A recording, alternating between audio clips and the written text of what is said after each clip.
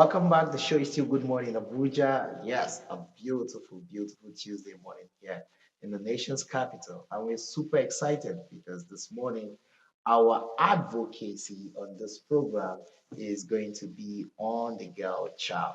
Yes, I know you're excited because I know you want to see to a better society, society that is driven by equal opportunity for all, irrespective of gender. And this morning, we want to see how the girl child can be further empowered to be able to give that which she has innately been given by God so that we could have a better society. And when we advocate for girls, who else is there to talk to other than the very distinguished Mrs. Oreva Matilda Egby? Good morning and welcome on the show this morning, Ma. A very good morning to you all. Yes. Yes. You see, I'm super excited because just seeing you this morning and knowing that we are going to be talking about girls and leadership, empowering girls to become change makers, is a prospect that holds a lot of meaning personally for me in the year 2025. But before we delve into that, let's talk about you. You are an advocate for the girl child. In fact, you own a foundation, the Oreva Girl Child Initiative. This initiative caters to you advocate for the girl child. Why? Oh, well, it's an interesting story, and Okay. I'm a storyteller. So, when I was going to enter into secondary school, I was promptly called into an interview, or impromptu called into an interview. And then when I got there, there were about three interviewers there, and they asked me, they wanted me to be comfortable. They asked me, "What is your name?" I froze. Wow. I couldn't remember my name. I'm like, my name? Oh, my name?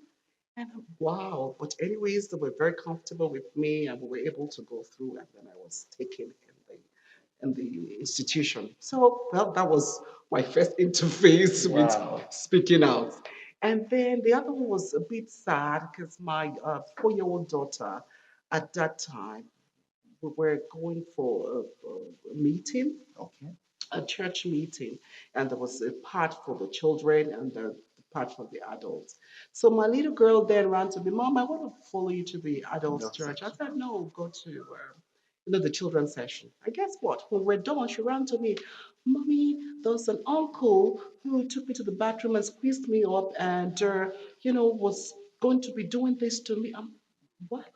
I froze. I quickly sat 4-year-old on the, child. yes, 4 year old. And then, well, of course, the organization called the police. We went there, and it was some guy, 24-year-old man, who was apparently sexually abusing my daughter. There was no penetration door, but there was a compromise. And guess what? At that point in time, I realized that some other girls too were being taken advantage of, and none of them could speak. Hmm. But I found that my little daughter, once, church was done, she ran to me and like, Mom, she was able to explain everything. So I was wondering what happened, what was the difference? Because 24 hours had passed, 48 hours had passed, none of these children who, it was even the culprit himself who had, listed their Yes, when he names. started confessing Yes, so to that's his how we acts. got to know.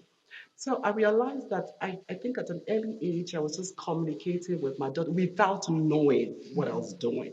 So when it happened, like any other mother, I froze. I was feeling embarrassed. I was wondering, why should I be feeling embarrassed? The culprit should be feeling embarrassed, not me. This is a 4-year-old girl who didn't know anything. So I think that just started. So I started going around and helping parents, having workshops for them, like, oh, these things are real. Because, sometimes when you're telling parents these things happen, guess what? They're like, not me. The blood of Jesus, not me. So sometimes we live in denial about these things that happen. So because it was a first hand, I had to start going around and talking to girls, talking to parents, having workshops. Anyway, that's how this whole thing started. Wow, Yes. amazing. I am shocked to hear that a 24-year-old could conceive to do such to a 4-year-old. That's terrible. Still on this conversation now. Now, it's not like you said, uh, your 4-year-old felt comfortable enough to come to you while there were other victims who could not share. Now, what could be missing, and what was it that you had that made your 4-year-old feel comfortable to run to you, that made the other children not feel comfortable to run to their parents? Could it be that the parental communication is not there or is not as strong as it should be? Or what could be responsible from your experience now when you started going around talking to holding these workshops and all? What did you notice? Well, I want to put it this way is from our parenting, what was passed down to us, you don't really ask too many questions. Your parents say, ask you, how was school? Fine. How was this? Fine. And then most of them stopped at that. But then, this our generation of parenting, we want to go a little further, like asking parents, asking your children, how was today? Like, blue by blue accounts, just like in friendship, in what do you call it, a relationship kind of you have with your children. For me, especially the girl child, for me, my daughter, it was some expression. I had to like, okay, what's going on with you? And I just wanted to hear a story because I like to talk. And I think I inculcated that in her. So I gave her a space where she can, be free to tell me just virtually anything. And nobody was even envisaging that such things will happen. But then having a space where she's comfortable to talk about just virtually anything. I think that helped. So for me, parents should just give a space, not that they're not communicating with their children, but their children should be able to be comfortable enough to be able to tell them anything. Now, the sexual harassment, the sexual, the men exploiting young girls for sexual benefits or whatever we want to call it, is not the only obstacle that the girl child faces rising to get to where she's supposed to get to as far as her destiny is concerned. Now, this some of these other ones, can you share them with us? What in advocating as someone who has spoken to people and heard from different sides of heard different stories, tell us what are, let's say, three major things that the girl child face. I think for us at a Rebel Girl Child Initiative and what we've seen the last 9 years put together is that, first of all, the girl child wants to express herself. And because there are difficult societal norms, there are traditional cultural norms, it can be a factor that has hindered her either to, for example, is you have a girl who has a dream. Of course, every girl has a dream. Of I want to be course. this, I want to be a lawyer, I want to be a doctor, I want to There's a be general dream. Every just a girl wants general to be a dream. Of princess. course, no matter whether you're in the rural community or in the urban community, every girl, just anybody, but the girl child has a dream to express herself. I want to be this, I want to be this. But because the society has portrayed, especially for this Gen Z generation, the feel that your body type is important. And so everybody, they're on the net, not for educational purposes, but to follow one, what do you call it, one influencer who is saying that you have to have this body type, you have to have this, you have to have that. So as a growing up child, you find out that you don't express such before there's a problem because the child is not able to be expressive anymore because the society, you have to be, be able to speak very well. You have to, so there's great expectations, and the culture feels threatened that she might not be able. And so when she sees an easy way out, watching all these musical videos, watching this, watching that, this is how it is done, and also not really how it should be done that way. But because the parental thing is not being affected on the girl child, giving them cultural norms, family values, so they feel that is how it should be. So it's a challenge for them because they Wow. don't meet up that expectation. You have to be tall, you have to be thin, you have to be, the particular spec. It's a lot going on in the girl child's With life. all these silicons now, the what did I So if call it's it? not managed at that age, it gets up to you being an adult, a woman, fully blown woman. Now you still have those insecurities. You go somewhere and then you find that oh, this woman is, slim and and all of that. So there's a lot of confusion around how people behave these days. So when you Wow. want to bring out your real self, it's difficult because it's like it's not the norm. And so breaking that norm, that's what the girl child needs to be empowered with. That you don't have to be like that. Just be yourself. Be comfortable with who you are. have your values, have your core values, have your expectations, have your your goals. You have to set that for yourself. Help with, of course, with the family unit helping them out. Now, let's talk about the male folks. What is the level of their support and contribution to helping the young girls refine their space and put purpose to their life? Well, so far, initially it was a bit difficult because it was a space that people, especially men, didn't want to talk about. Maybe some of their girl child has been, molested. They don't know, and some when they got to know, they didn't know what to do. But when we kept, explaining to them, teaching them that this is what's been, the support has been very enormous. Amazing. Yes, been very enormous. Amazing. Now is the year 2025, is a brand new year. We're still within the first 1 month of this year. And of course, it's a year that everybody says holds prospects in every sphere of life, especially as it concerns this country, Nigeria. Now, what are your goals for this year, and how do you intend to be able to bring these solutions, not just to girls within Abuja, even Nigeria or Africa, but how do you intend to expand so that there'll be more beneficiaries of the amazing work you're doing at Forever Girls Child Initiative? Thank you for that question. Basically, I noticed that some of these girls, especially I deal with the teenagers, so they're having difficulties in choosing what they want to be in life. So what we're planning for 2025 for them is to have a portfolio of activities. Uh, for example, if anyone, I don't know if any of them is thinking about outside being a doctor, a lawyer, and those kind of professional courses, what else they could do. So we're opening up to entrepreneurship for these girls, so they can come learn different skills.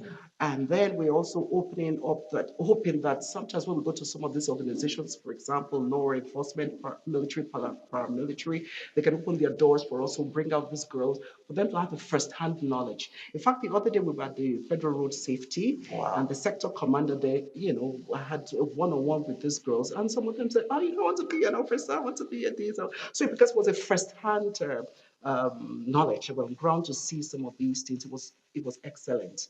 So that's what we're going to be doing this year. In sports arena, we're going to come up with a huge football tournament. So see some of these girls how they can fare in that area. So we're just going to be one-on-one thing, so they can see being on sport and then learn some of these things. That's the plan for 2025. So I'm just hoping that organizations, when we come to you, please open your door, because it's going to be a one-on-one thing.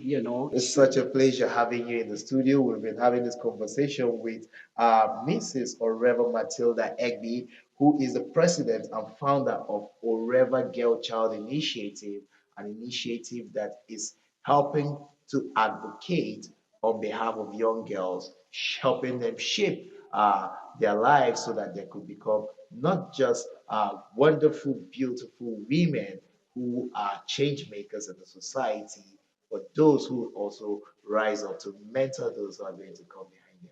Generally, I can assure you that the future of the girl child is very, very much secure when they are in the hands of Miss Oreva. The conversation is still on. This is Good Morning Abuja. We would go on a short break now. Please stay with us.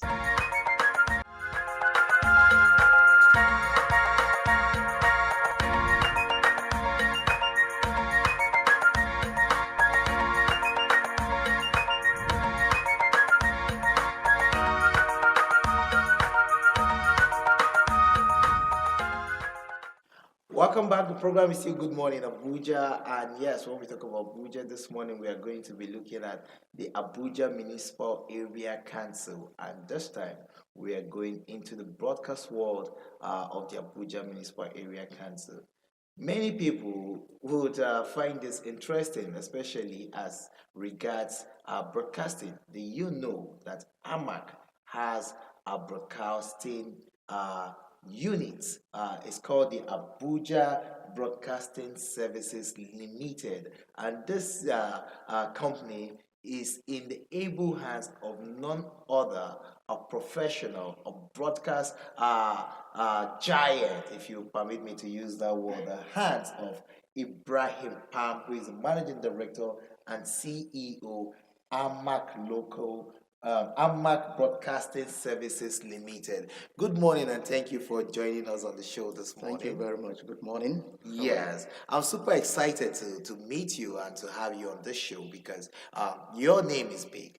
And here we are talking about the most cosmopolitan area council, not just in the FCT, but basically Africa. This is the this is the council that is the landlord to the president. So that must mean the competition here, the activities here are ever evolving now.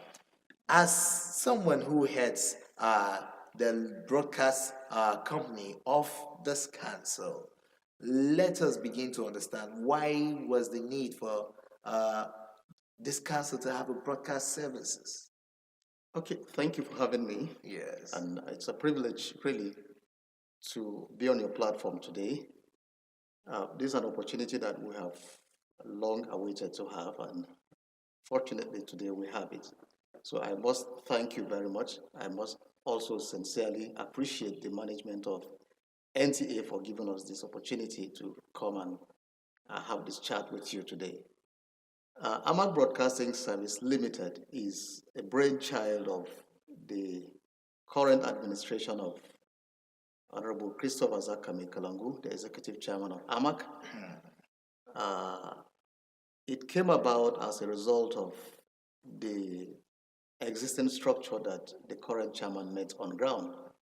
Of course, he inherited a community radio station from his predecessor in Karshi, which is known as the AMAC Community Radio Initiative 88.5.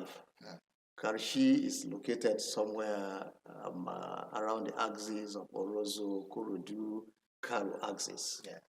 And as a community radio station, which was established by the previous administration, the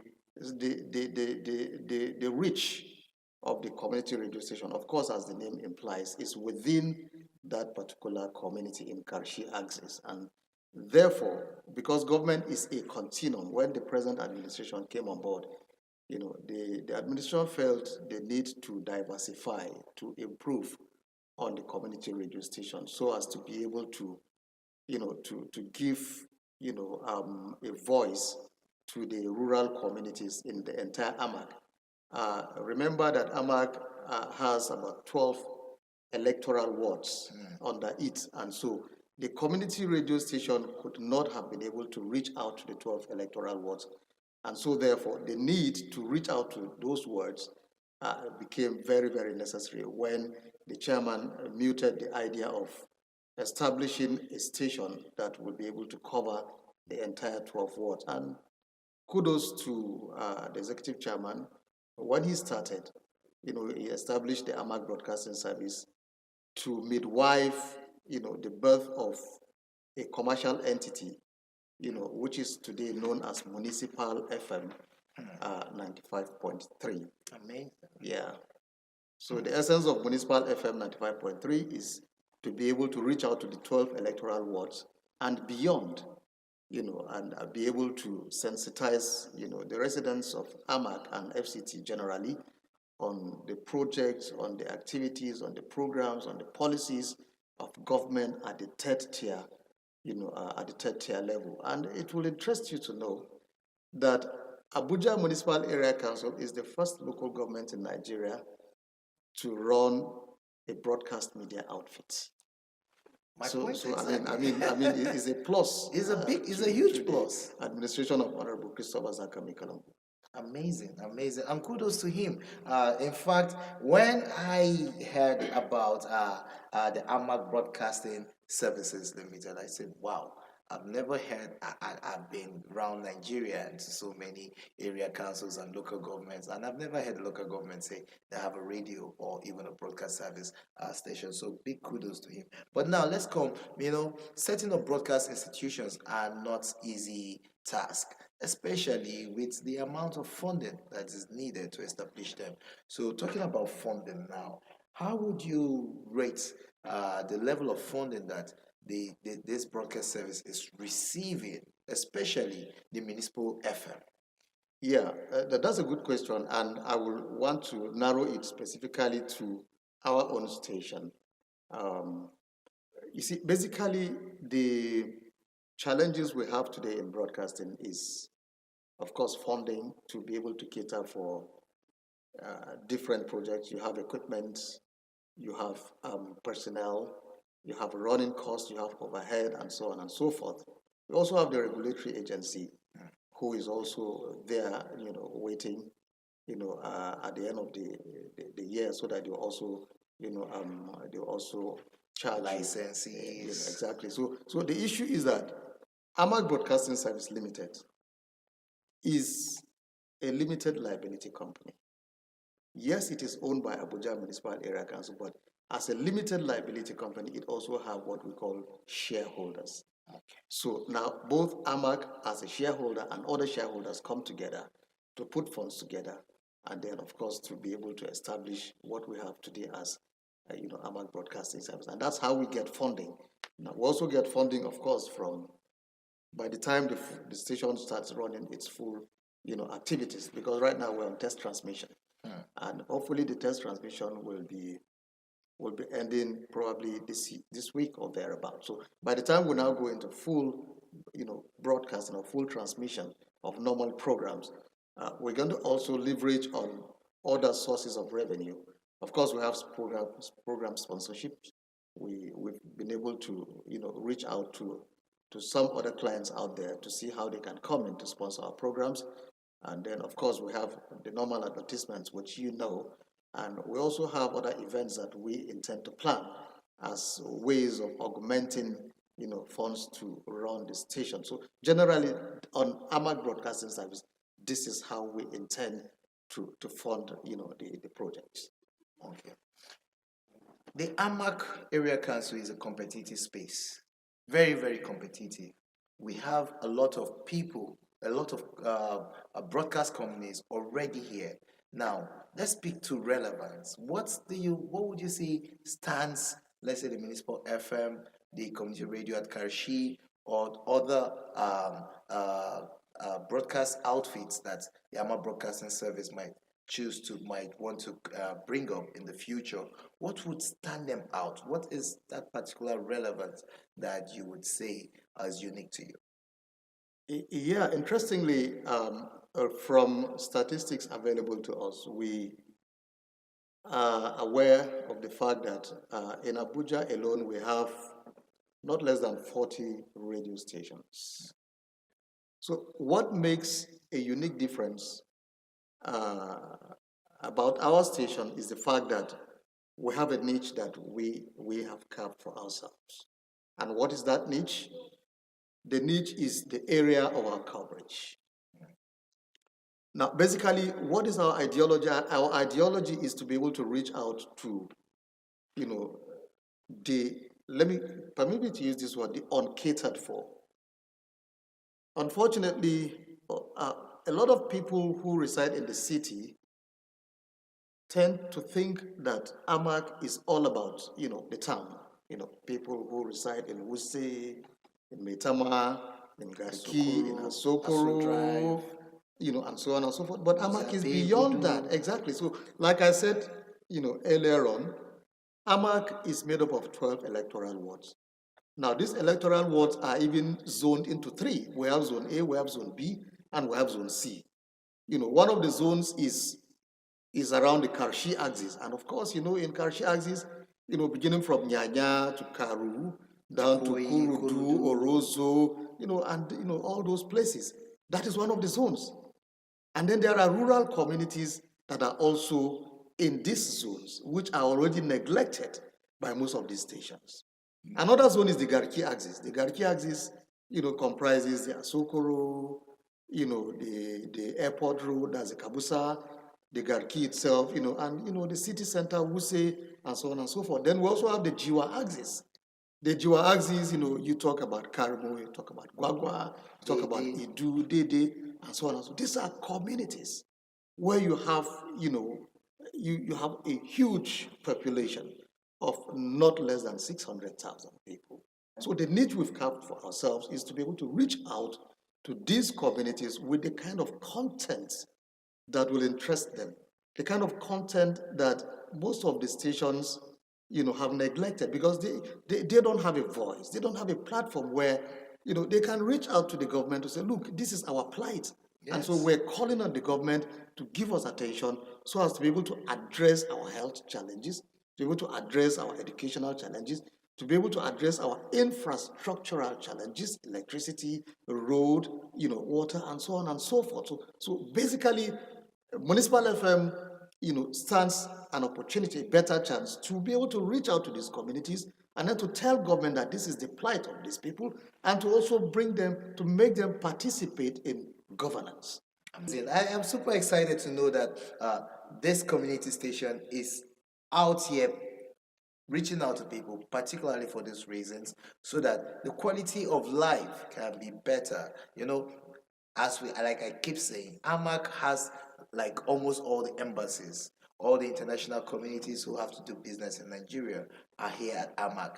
The major companies, everybody's here at AMAC. And what do we speak? We speak English. But then, who are the people who actually reside in AMAC? We have the Baggies, the Koros, the different tribes, These are the indigenous tribes. What about the tribes that come here to reside, have turned to part of this big family called the AMAC family? How do we reach out to them to understand this is what they should do about environment, this is what they should do about sanitation, this is what they should do about primary education, primary healthcare, and all of that. So having you speak this language and having you bring these broadcast services to them is something that we must applaud, and I would like to say congratulations to you, and well done. But I need to ask now, there must be some challenges you've encountered. If you share them with us, so we could at least learn from them and see how we could bring solutions to them also. Yeah, basically, like I established from the beginning of course, this interaction with you. You will agree with me that local broadcasts stations today, particularly stations that are running on terrestrial, spectrum, have their own fair challenges that they are grappling with every now and then. First and foremost, when you look at the, the availability of technology today.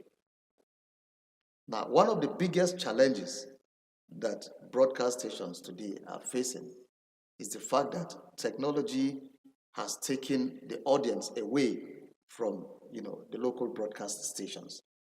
Members of the audience, they will prefer to browse through their phones, to see what is happening in the World Wide Web.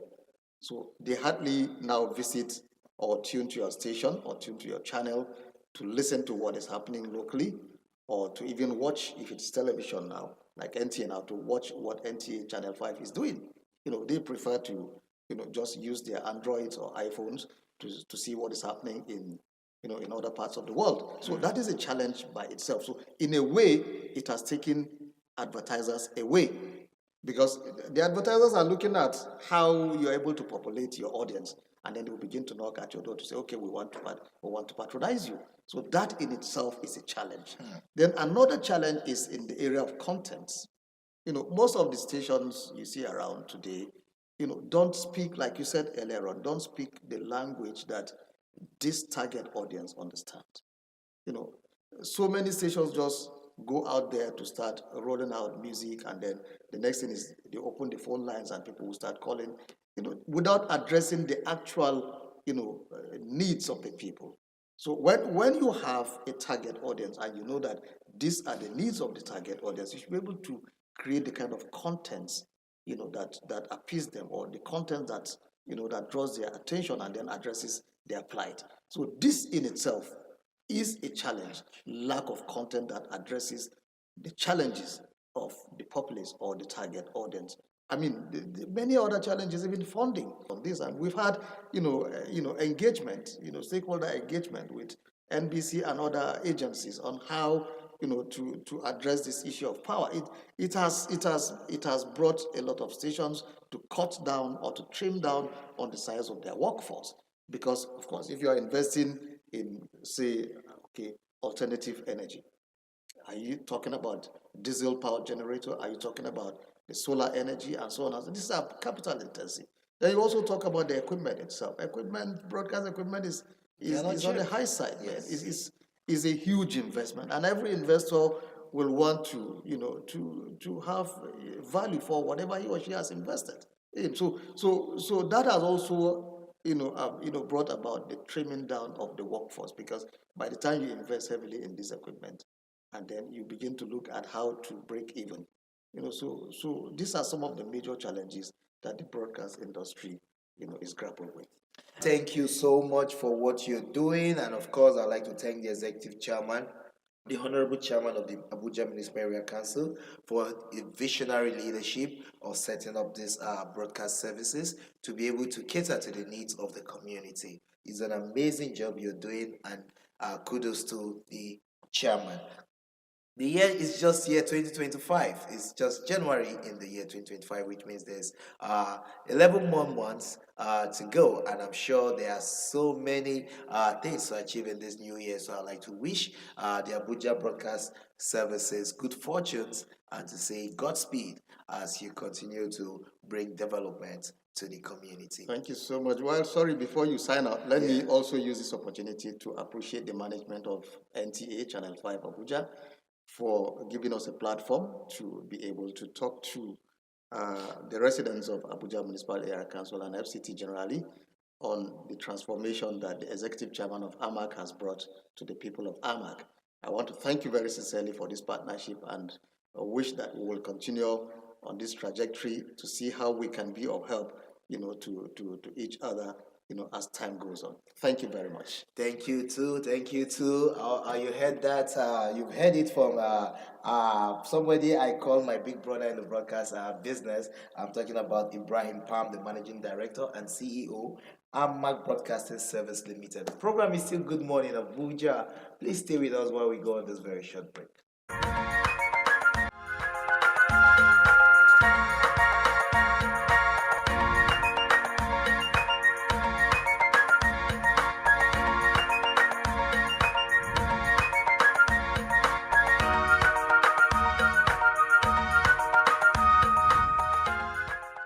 Welcome back. The program is still Good Morning Abuja, and it's the year 2025, which means there are some things that we have to be very deliberate about, and one of those things is food security.